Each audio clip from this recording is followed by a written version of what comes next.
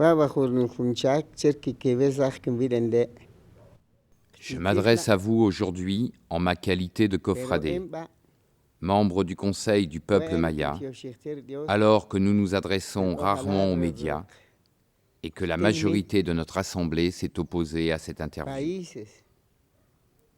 Je tiens à vous parler d'une rencontre étonnante, à vous parler de ce peuple maya, étouffé depuis des siècles et privé encore aujourd'hui de toute possibilité d'expression. Je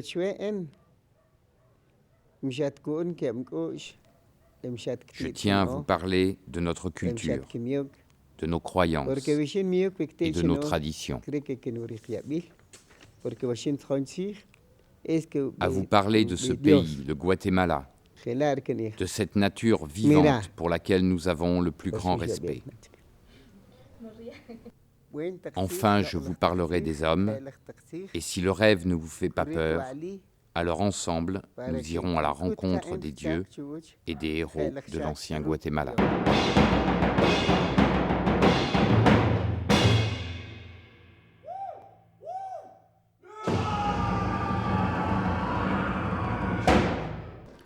L'aventure commence en Charente, quand la compagnie La Tour de Babel, avec la complicité de Mario González, décide d'adapter le Popol Vuh, livre fondateur de la culture maya quiché.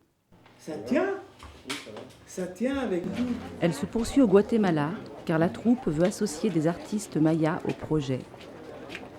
Il s'ensuit 1 mois et demi de voyages et de rencontres avec les acteurs actuels, connus ou inconnus, qui œuvrent pour une reconnaissance des cultures indigènes et métisses de ce pays. Rencontre aussi avec les artisans qui travailleront sur les masques et les tissus nécessaires au spectacle.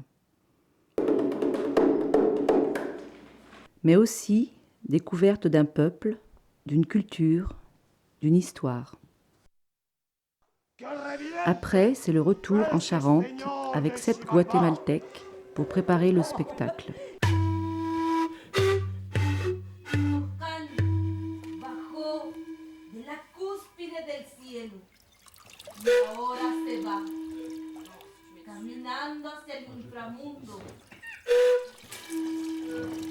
Enfin, retour à Antigua pour les représentations dans le cadre du Festival international País.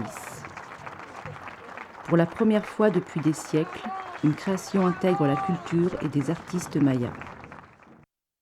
Plus tard, le spectacle sera repris à Paris, à la cartoucherie de Vincennes. Bien au-delà d'une simple création théâtrale, le propos de notre reportage est avant tout celui d'une rencontre. D'une rencontre entre 2 cultures, entre 2 civilisations. D'une rencontre entre des hommes, dans un espace imaginaire, sous l'œil malicieux des dieux.